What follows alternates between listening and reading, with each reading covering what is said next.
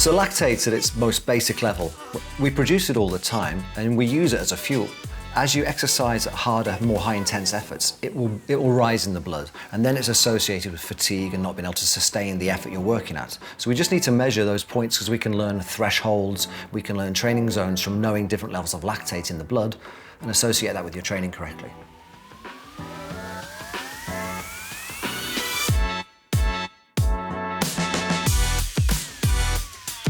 The point about testing, it takes away all your theories, all the articles you think you've read. It takes away the idea of trying someone else's training. It tells you what you need to do.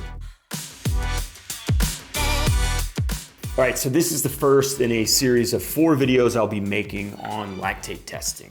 In this video, I sat down with author and world-class endurance coach, also my coach since 2019, Coach Gareth Thomas. We discussed everything you need to know about lactate testing, and then how he uses that data to create a science-based training plan. Be sure to keep an eye out for the next videos in the series where we test the swim, the bike, and the run, and then go through all the results. I hope you find these videos helpful. I'll also leave a link to Coach Gareth's website in the description for anybody who's interested.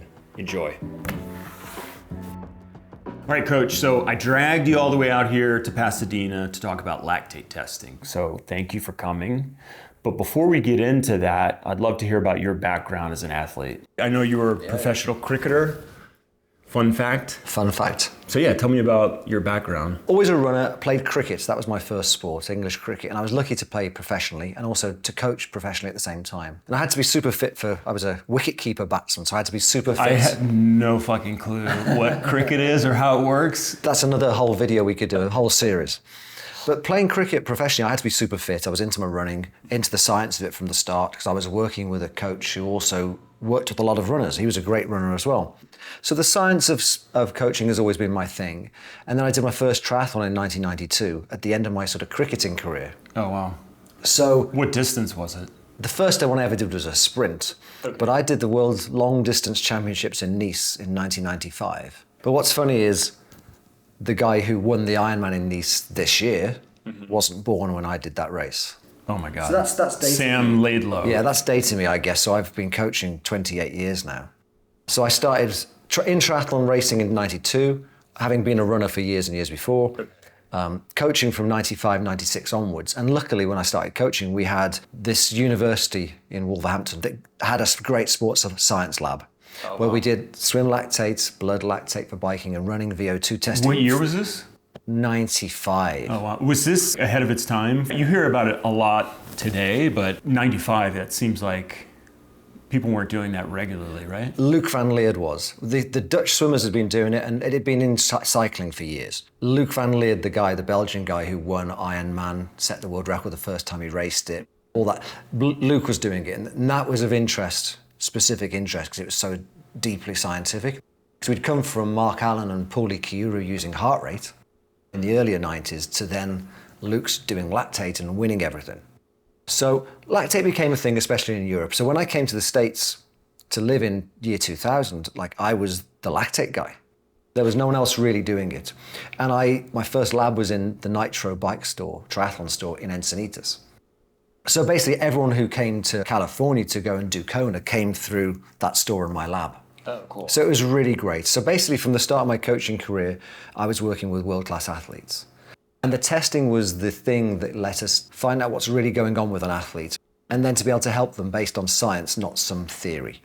Tell me about you as a coach and just what your general philosophy, anything like that. The thing was, I was an athlete to start with, so I wanted to make sure when I was training myself that I was going to do the right training for me. So I was very much into heart rate monitoring from really early on, when heart rate monitors were the size of your phone on your wrist, and it just told you your heart rate. So I was always into heart rate, and then when I got lactate tested for the first time for myself as a triathlete, it was obvious how good that information was. I just didn't want to waste any time in my own training. And I figured as a coach, I didn't want to waste anybody else's time. So that's why sports science was at the heart of everything, always has been. And that's where I start with every single athlete. So definitely focus on sports science, and then also developing what I call complete athletes. So it doesn't matter what their distance, say they're racing of running or triathlon or whatever it is, making sure they're fully rounded and that all their skills are developed optimally, so then they can choose which direction to go in with as a complete athlete. Like there's a theory, right? A lot of Ironman athletes just they think long and they think slow, typically. Well, the best Ironman athletes have come from a complete fast background. So having the skills that make you a fast, complete athlete translates to going longer. And sort of vice versa. So it's good I've always thought you have to build a complete athlete and then fine tune from there. And so it's always come from the data, and then employing the art of periodization, where you do phases of training and test how that works for a specific athlete and to build them towards their goal. My interest now is spending quality time with an athlete to really test them, understand what they need, and then give them this system that they are revolutionized by, and they can often go away and put into place themselves and feel completely comfortable with knowing what they need to be doing. I've heard a lot about lactate testing. I've done it with you for the last 3 years. The Norwegians seem to do it like every training session. So I'd love to hear your explanation of what lactate is, just on a basic level. So lactate at its most basic level, we produce it all the time and we use it as a fuel. As you exercise at harder, more high intense efforts, it will rise in the blood, and then it's associated with fatigue and not being able to sustain the effort you're working at. So we just need to measure those points, because we can learn thresholds, we can learn training zones from knowing different levels of lactate in the blood and associate that with your training correctly. So is that thing when say you're doing a mile or like running the 800, right, on a track, it's when your muscles just start burning and you feel like you can't turn them over quickly enough? That's the chemical lactate building up in your muscles? An 800 on the track is a great example, right? Because that's at least a 2-minute effort, right? Yeah. And it's hard, fast, and it's really you're wrecked at the end of it. So that's definitely a time when lactate will build super fast in the blood, and your ability to tolerate that lactate and to a certain degree not produce that much lactate will determine your success over that distance. But that 800 is still a largely aerobic event. It's middle distance in running. So 800s, 1500s, that's middle distance. And lactate tolerance, lactate clearing, the ability to not even produce much when you're working fast is all part of an efficient aerobic system. Anaerobic is, think of anaerobic as 1 minute or less. Think of weight training as purely anaerobic. Think of 200 meters on the track, that's anaerobic. But 800, 1500, 5K, those are aerobic sports. And that middle distance area is really tricky for coaching, because you do have such a blend of the aerobic and anaerobic systems working together because of the pace involved. But typically the longer the sport, 5K, 10K, half marathon, it becomes largely aerobic, and it becomes a lot simpler actually to train. So what I want to do and what I want to gain most from a lactate test is to understand how somebody is metabolically built. So at its simplest level, we're hybrid engines, right? We have an aerobic system and an anaerobic system. Think of aerobic as low levels of lactate. Think of anaerobic as higher levels of lactate. And of course, being a hybrid, they kind of work together. And you can see that in different sports. So if you look at just the world of cycling, there are people who sprint really well, more anaerobic skill. And those are those that time trial and climb really well, more aerobic skill. So even within a sport, you can kind of tune these two skill sets, these two metabolic makeups, this aerobic and anaerobic, to be the perfect blend for what it is you're trying to do. So you're looking at this hybrid engine and working out how to maximize it. And so lactate is just taking away all the sort of depth of why scientists think about lactate. But it's a great marker for aerobic efficiency and anaerobic efficiency. So if you measure it, you know exactly what's going on with both energy systems, and then you can tune it. Are there athletes where physiologically they're just built to do more of the high-end anaerobic, whereas some people are more built to do the aerobic? And then if that is the case, how do you adjust those?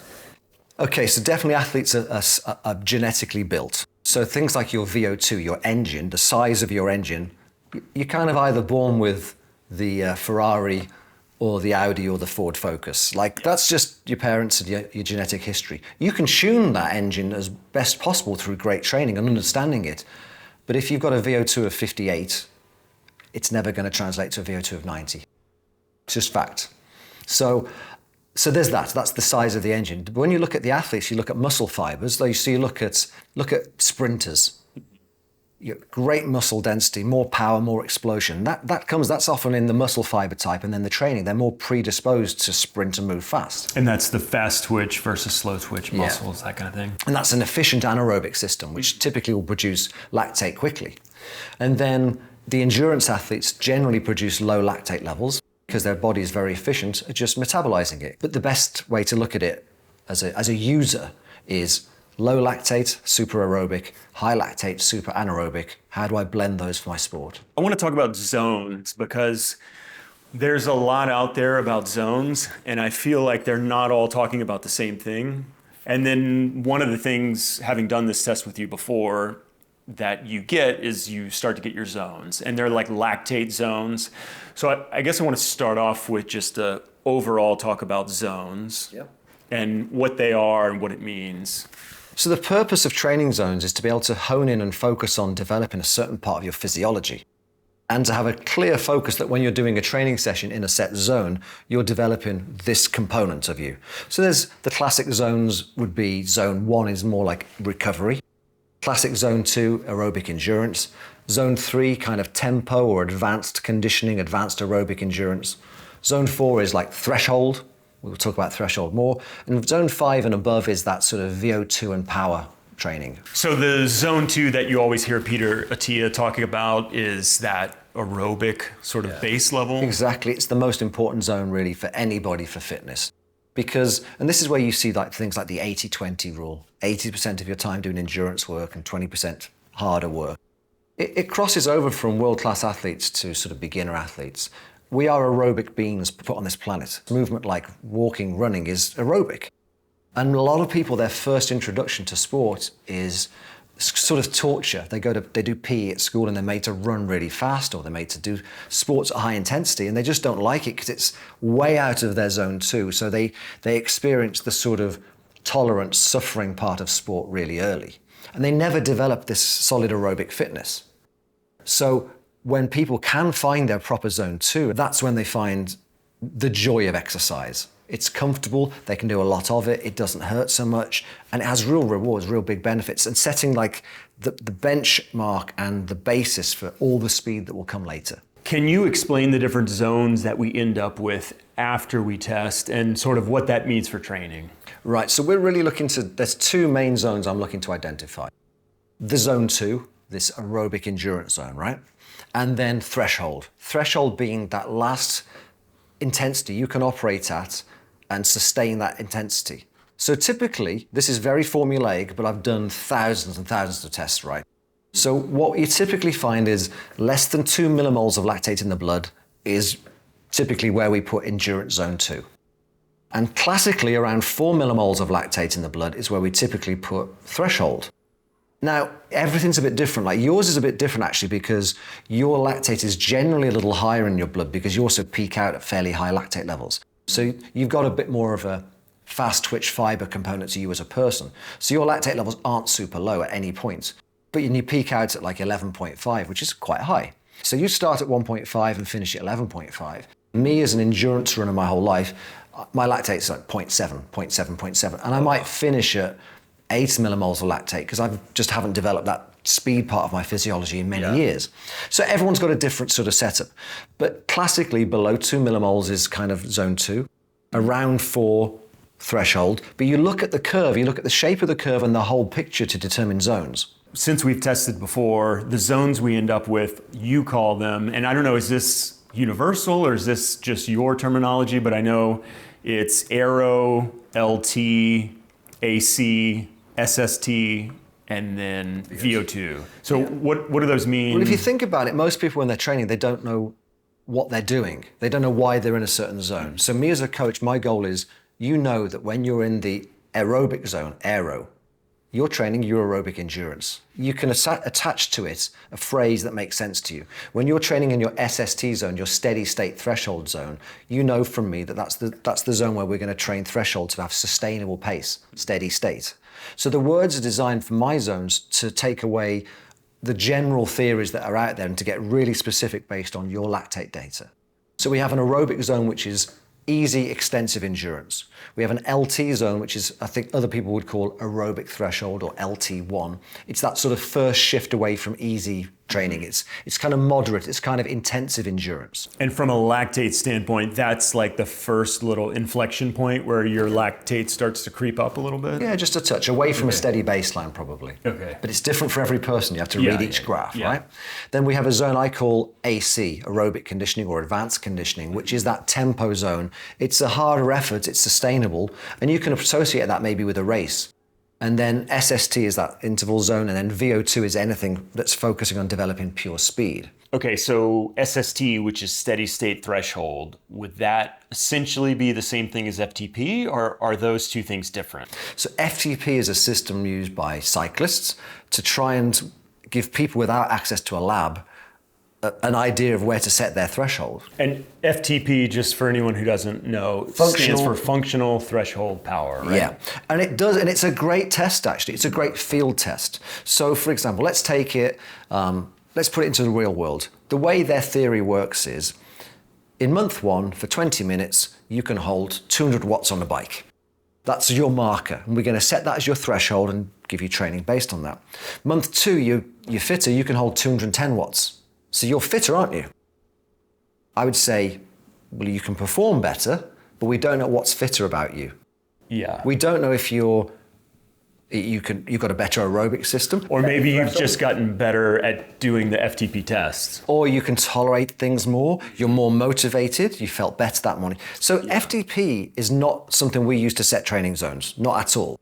It's a great marker for how are you performing. Because obviously, if in month 1 you can produce 200 watts, and month 10 you're producing 250 watts in 10 minutes, you're fitter. Same, and you're faster, you're happier. Same as on the run. If you can run at 7-minute mile in month 1 for 20 minutes, and in month 2 you can run at 6-minute mile, that's better.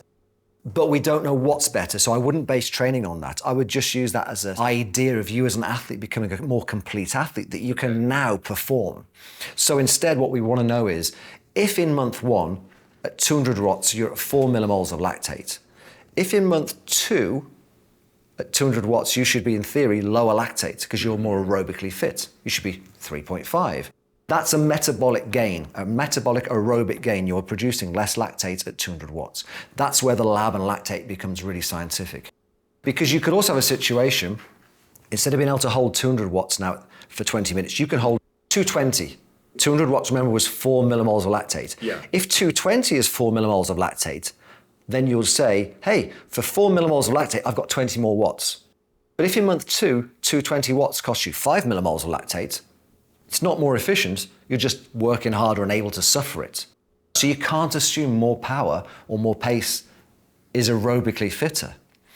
That's why we have the laboratory to measure specifics of how you're built, and then we have field tests to tell us how you're actually performing. So last question about the zones. LT1, which we call LT when we're doing our training zones, that's the first stage where your lactate starts to tick up. And then LT2, which we call SST, steady state threshold. Yeah. That's really where your lactate levels sort of exponentially start to increase, where beyond that, you're not able to sustain that for a long period of time. Is that right? I like to think of it like this, and this is why we can't really say it's at a set point. What we're trying to do, and this is what the Norwegians really want to do, they want to identify lactate steady state, meaning that point where if you stay at that power output or pace, the lactate will not rise. So you're looking for the maximal lactate steady state. Let's say threshold, say zone 4 in classic terms for most people watching this stuff, steady state threshold in our world or lactate threshold in other people's world. Let's say that's 4 millimoles of lactate and a set pace. That means if we keep you going at that set pace, the lactate's going to stay at that lactate level. But if we went faster, just a bit faster, the lactate's going to continually rise, even though you're staying at the same power or pace. That's a problem, right?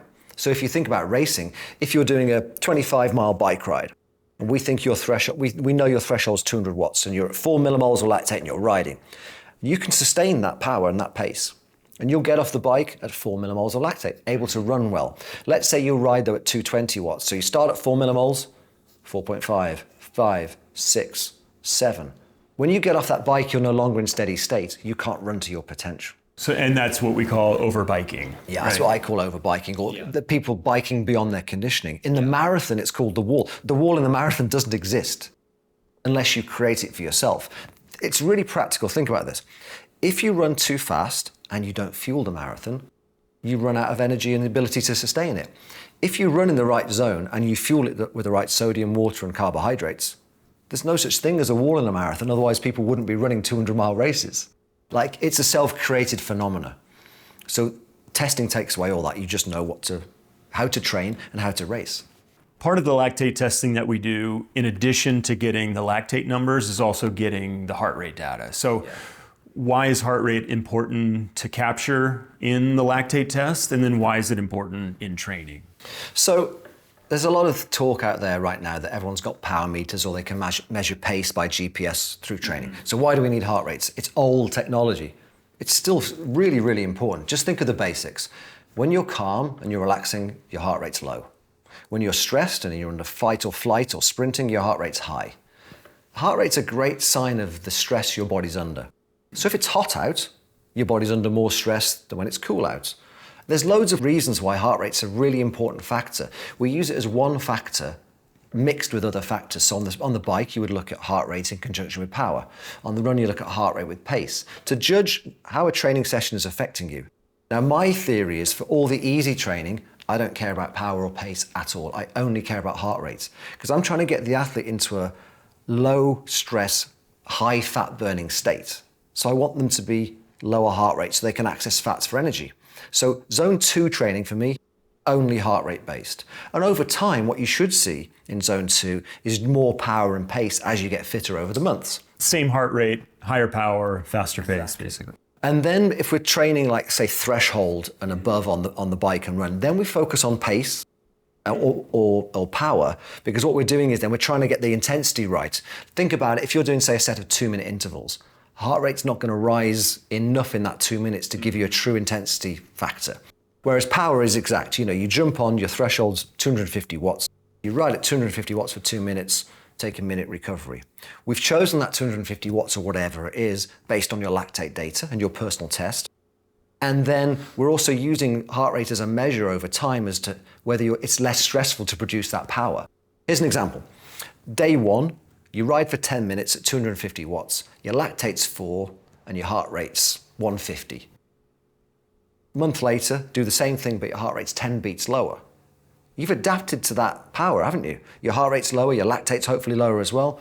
That's an adaptation. So we look for the moving factors of all of these things. Would you say that heart rate is sort of a snapshot of what your lactate might be in a world where you can't test every single training session? Absolutely, yeah. You can look at that. Well, we look at the two factors, the heart rate and power on the bike, heart rate and pace on the run, to try and give us accuracy in training. And of course, there's variations in that on a daily basis. That's why you have zones, to be able to work in zones depending on how you feel. And when you look at the two factors together, if, for example, today you're in zone 2 heart rate, but your power on the bike is zone 3, that's maybe a positive thing. You feel good, your heart rate's low, but you're producing more power. This is a good day. What about the opposite? A day you're in zone 3 heart rate, but your power's down in zone 2. Things aren't quite as good today as they should be. I've seen those two factors together. I can now judge what to do. Am I tired? Am I getting sick? You make decisions based on what you see of the two things together. We do the lactate test. We get the results. Then how does that apply to the training? It's setting up those zones you need so that you know what type of training you need to do. So let's say, and this is generally true, right? There's very few people who don't fit this mold, this idea of 80% endurance training, think below threshold, and 20% of like higher intensity training as a broad strokes, okay? We need to know what easy is for you. We need to know what hard is for you. So the zones are set from your lactate testing on exactly what they are for you at this period in time. So we can then see when we retest what part of your physiology has changed. Okay. Now, what you can do with the zones, you can, like for me, an LT zone is a great zone for an Ironman athlete. AC is great for a 70.3 athlete, race pace. SST, Olympic distance. Above that is sprint triathlon. Okay. Largely. Because of course we get more custom with it and everyone has to learn, but at least then people know what a zone is supposed to do for them training wise, and then how they're supposed to use it in the real world. They get to understand how their body feels at certain efforts, and then to have the instinct, well, okay, if I'm training in this zone, can I actually sustain that for that distance? Training should also teach you whether you can sustain something. And also the experience of racing, because usually, theoretically, for an Olympic distance, you'd be in that SST zone, but in reality, you've just swam and biked, and you have all the lactate buildup from that, and so you're transitioning to the run, and rarely do I hit the SST numbers, you know what I mean? In terms of pace? In terms of pace. But you might in terms of heart rate. Okay. So racing is a totally different thing, right? So what we're trying to do, think about this, think about a cyclist is a great way to look at it, to simplify the whole picture. They'll do long endurance rides to build their aerobic system. They'll do some sustained tempo work, sustained paces to get stronger and hold pace. Specific threshold intervals and climbing, and some out and out sprint fast stuff at its basics. So they do those separate sessions. And then they'll go for a ride and they start to mix it all up, or they'll do an early season race and mix it all up. And so what they're doing is they're bringing all those individual components of fitness together and building the perfect cake, the perfect recipe, so that then everything's working together so they can then peak and go and race. Triathlon's a much more complicated sport, but really a great triathlete thinks of a flow from A to B, and that's the start of the swim to the end of the run. It's one flow, it's one effort. And so we look at making that as efficient as possible and knowing what you can sustain on the bike in order to have a great run. A typical thing I get in my lab is that someone comes in and says, hey, you know, my run sucks. I'm really good on the bike. I need to work on my run. And I test them. Their run's great and their bike sucks. And what that means is in a race, they're biking beyond their fitness, beyond their conditioning. So by the time they get to their run, they've got nothing left. So, but in that situation, the lab teaches them, oh my God, I need to change my bike training because my run's actually going really, really well. Or this year I've had young cross-country runners come in from high school, and the coach will say, oh, Fred's not got a kick, he always gets dropped in the last 800 meters of the race. We need to work on his speed. So they start working on speed with them. I test them and I realize, this poor kid, by the time he reaches the last 800 meters of the race, he's full of lactate, he's working way beyond his threshold, he's got nothing left, no wonder he's got no kick. So if we developed him more aerobically rather than speed, then he'd have room for a kick at the end. So the testing takes away all the guesswork and all the theories that humans have and just gives you the science to act on. So for me as a coach, it's the best ever, right? Someone comes into my lab, all the theories, all the stories have gone. Let's test you, see what you present with. Let's interpret it smartly. And then we both know your body has spoken. And we put that into use then. And then all you've got to do is test, prescribe, do it. And that loop, test, prescribe, do it, repeat, goes on and on and on, getting faster, faster all the time.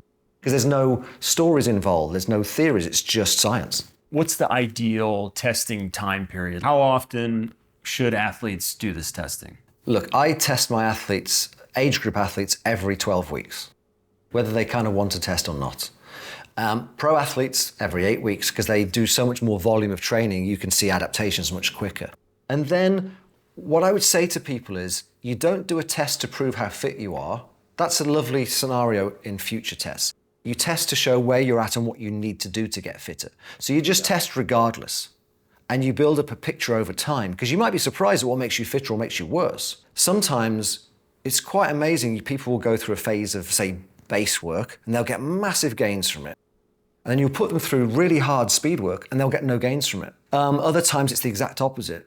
People will do a huge period of base training, get no gains, but it somehow lays a platform that when they do the strength and speed work, they do explode and they get really much faster. So you need to know what type of stimulus works for the athletes. That's why you've got to test more often. And also to keep some honesty in the mix. The point about testing, it takes away all your theories, all the articles you think you've read. It takes away the idea of trying someone else's training. It tells you what you need to do. So speaking of what I need to do, the plan is test the swim, which we haven't done before. I'm excited to see how that goes.